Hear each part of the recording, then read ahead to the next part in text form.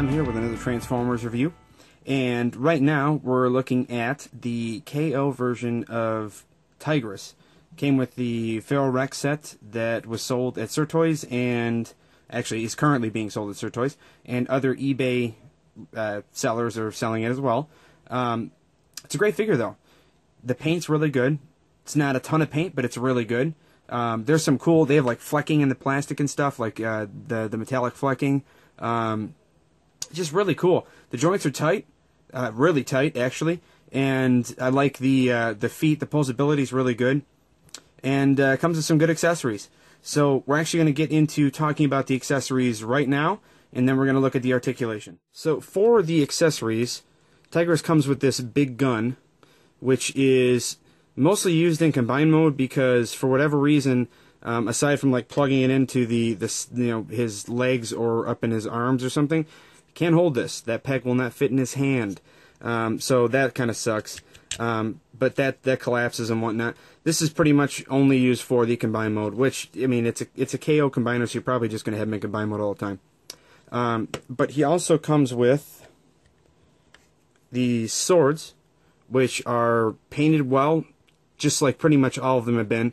They did a really good job painting these, and it actually held up really well. I mean, this thing shipped all the way from China, and it's pretty decent. There's a couple issues with it. It has the sprue mark right there.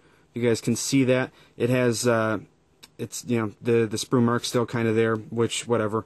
It's just a KO. And then it comes with these guns, and the guns are really nice. I like the swirled plastic they use with this. It's actually it comes off well on camera too, and I'm glad because it's pretty sweet. They're not painted at all. I mean, since it's a cheaper figure, you could probably even paint that if you wanted to. But that's it. It comes with these accessories. They're all actually really good. We're going to get into the articulation now. So as far as articulation is concerned, this guy is actually fairly well articulated. Aside from the lack of wrist swivels, he's actually pretty decent. He has a tilt in the wrist because of transformation. He also has, so that the shoulder goes all the way around. It has a joint that gets you all the way up to there, but you can also get that as well. So if you really want to go all out and shoot for the skies, you can actually do quite a bit with that. So he has that joint right there. He also has an elbow that's a double jointed, so you can get a pretty decent bend on that. The head is on a ball joint, so you get really good up. You get pretty decent down as well, and then it's also on like this hinged part, so you can lift it up and then get it down. It just kind of screws with the sculpt in the back. It's not too bad though. It actually looks pretty decent. So the other arm is identical. Oh, and there is a swivel right here at the bicep. Forgot about that. So that's pretty much it for the arms. The head and the chest moves. He actually has a waist bend because of the joint they put in for the elbow mode, which is really, really cool. So I like that a lot. He also has 2 sets of waist swivels for, I assume, for elbow mode as well. So the legs go all the way out to here, which is perfect. That's all you could really want and ask for. The legs are less hindered than the other molds because this doesn't play as much of a part in it. It still causes an issue in the front, so I keep it to the back. But this can move wherever you want it to go. So as far as front is concerned, they go all the way out to there. And then with the knee, it goes all the way back there. He also has a pivot above the knee as well. And then the toe has a tilt and a rocker to it. And this mechanism, for whatever reason, is a little bit more well done than the Bovis and Fortis style. They did a lot better of a job with this one. And I think this mimics also the fact that MMC started doing a better job when it came to the molds that they did too. Those are better. I also may have forgotten to mention this with the Fortis and Bovis review, but all their knee pads are articulated, which is really cool. So when you're getting a deep knee bend like that, you can move them out like that. It just kind of a little bit of extra thing for articulation wise. So that is it for articulation. The paint though is very good. There's none on the arms at all on this one except for up here on these pieces. And actually, they look like separate pieces of plastic. Yeah, they are. They're separate pieces of plastic that are kind of stuck in there. And then there's paint right here on the chest. There's some paint in the eyes. The face has a different color scheme. This was yellow on the MMC one. I think the eyes were red. But the gold on the legs looks really good. The silver right there looks good. This all looks really good with the gold right there. So, I mean, they did a really good job as far as the paint was concerned on the KO. It's actually super clean, and it looks good. So that's, usually you would expect that to be kind of dodgy, but there's very few spots in this entire set that have issues. So that's really cool. But that's it for articulation, and now we're going to actually transform him in his beast mode. So this guy actually has a pretty unbelievably simple transformation for beast mode. So the arms almost do nothing. You pretty much just flip the wrist in and then rotate it, and then that's the arm right there. It's that simple. There's really not much to be done. You just kind of tilt the head back for the head, and then this will articulate up. This whole piece slides up, and there's the where the head will be. That's it. First, we want to rotate at the waist, and it's good to hold this piece and then rotate. This part right here pops open.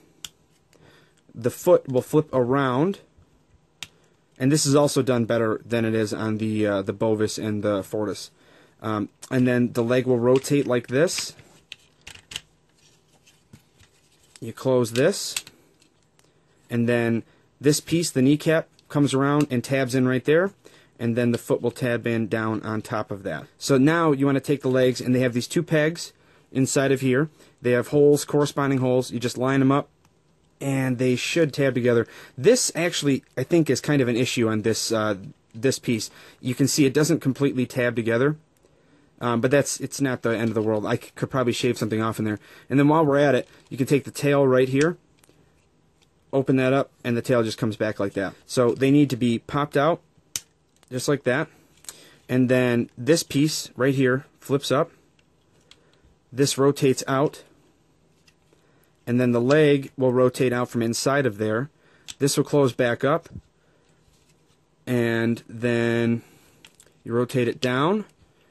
And that's it. That's the leg. That is him in his beast mode. So we're going to throw some accessories on him, and then we can talk about his articulation in his beast mode. Here's Tigris in his beast mode. Looks pretty darn good. Something cool that I didn't actually know about up until just right now. I was fooling around with the accessories trying to figure out how to fit them on here. But the gun, because of the way it tabs on in the arm mode, actually tabs into these feet right here. So you can actually put the gun on there and then slot these two guns where they're actually supposed to go when they're in the combine mode, and it looks really cool. So that's something I had no idea about. And then I kind of just pegged these swords in here just to give you guys an idea of how he looks with, you know, all kind of weaponed out and whatnot. But we'll go ahead and get those off of there, and we can talk about the articulation. So the arms in the up here essentially have the exact same articulation as what they did in the bot mode. They rotate all the way around. They go out to about right here. They bend at the elbow. They kind of lose this articulation right here, unless you rotate it, but then the foot's facing at the back. So, but that's actually okay though, because it makes for a better leg if you have it like that. So it kind of makes sense. So the other leg is the exact same thing. The head has better articulation. I don't know if this is supposed to be showing like that back there, the face. Maybe you could rotate the face around. Actually, no, you can't because of the mold. But that's pretty much it. The eyes are actually painted really well, and they actually painted the teeth silver too, so that's really cool. I wasn't expecting that in the KO. That's pretty nifty. But the head does look up, looks down, looks right, left. It's got a pretty decent range of motion, which is cool. The double waist swivel and the tilt are still here, and you can actually align this by reversing the rotation on that, and you can actually align it so you can get like a kind of like a stance for like he's about to jump or something like that. So that's actually pretty cool. I didn't know about that either until just right now. I just remembered that that you could rotate that. So the back legs go out to about right there. They also will rotate all the way around. They're a little bit hindered because of the way they tab in and whatnot, but that's it's kind of just the name of the game. They don't have any articulation up here at this joint, but they rotate here at the foot. They just kind of tilt and swing back and forth right there. So there's no rotation there like on the other molds. But they have a tilt and a A rocker, yeah. They have, yeah. So they have all of that, and then the tail will articulate up and down. So that's about it for the articulation. We're going to do a size comparison right now with him to MP10, so that way you guys can see what size he is and how he scales with MP10 in his beast mode. All right, so here is a size comparison with Tigris and MP10, and I think that works pretty cool. I mean, they were supposed to be gigantic Cybertronian animals, so I mean, I think that looks pretty darn cool. I mean, he's huge. I mean, if you think that this is like a Mack truck and that's a Tiger, but it works pretty well. I think that's pretty cool. So we're now going to transform him into his arm mode. Okay, so we're going to transform Tigris into the arm mode. Rotate up here at the bicep, twist at the elbow, and then tab it in right there, and then fold the paw up. Now, we can also, if you'd like, for aesthetics, you can rotate right here. Now, we want to get the tail out of the way, so we just rotate that up, and then it has 2 tabs in here. Just tab it in right there. So for the legs, we want to do this. We want to lift this panel up. We want to rotate this foot in. Start moving this. Get the foot to go through. Rotate this in even farther, and then once we get it to a certain point, that'll tab right back into there. So then we want to rotate this around to, nope, not even rotate. You don't even have to rotate. Just tab it right back in if you have it in the right spot. With the combiner port pretty much already where we want it, we have to open the legs up. The hand has corresponding ports on each side. Just kind of tab the hand in like this. And then get the legs to line up, and then close it down on the hand. So that is him in his arm mode, though. So he has the swivel at the wrist. There's no pivot or anything like that. There's a little bit of a tilt up and down. The hand will open and close and whatnot. But that's pretty much it for articulation as far as the arm mode is concerned. He still has the waist swivel, and then that hinge that I talked about. For size comparisons for Tigris, I've got Apollyon, and then we have MP10 as well.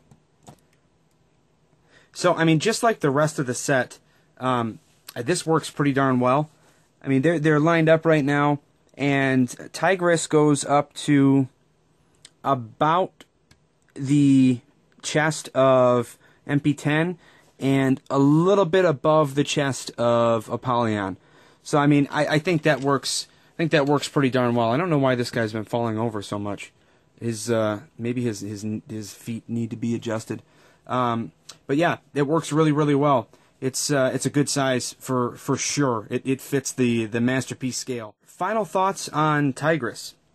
It's pretty much been a resounding yes for this entire set. Aside from the fact that they don't have wrist swivels, which really kind of hits you on this guy, and then the torso Leodux. So the 2 arms, Tigris, and I forget what the other tiger is called right now at the moment, but they both suffer from the issue where the arms kind of look weird at whatever pose you do because the wrist can't swivel. But other than that, I mean, they're great. This, along with all of the other figures, has a lot of cool options for playing with the accessories as far as that's concerned. The paint on him is fantastic. I totally forgot to point this out, but inside the leg right there, they actually painted all of that gold. I mean, they didn't have to do that, especially being a KO. Like, I mean, no one expects that quality of paint. So, I mean, in the plastic, this figure, more than any of the other ones, the plastic feels amazing. It's really, really, I mean, like, I can squeeze the hell out of it, and it doesn't give at all. I mean, there's pictures online of people standing on these things, so they did a really good job. It's the same as all the other ones. It's $25 for this figure in the grand scheme of the set. It's totally worth it. The set's fantastic. I have no issues with it at all whatsoever, except for the individual bots with their wrist swivel. That is it. So you can pick this up. I would suggest it. If you're going to do it, I would also suggest going to Surtoys. He didn't give me anything. I'm just saying that from my personal experience. The guy's great. His name's Paul. He runs a really tight ship. He really cares about what he does. He packages well, and he ships very quickly. So go ahead. I'm going to put the link down in the description so you guys can go order it. Thanks for watching. If you liked the video, please subscribe to the channel and share it, like it, whatever you want to do. Thanks for watching.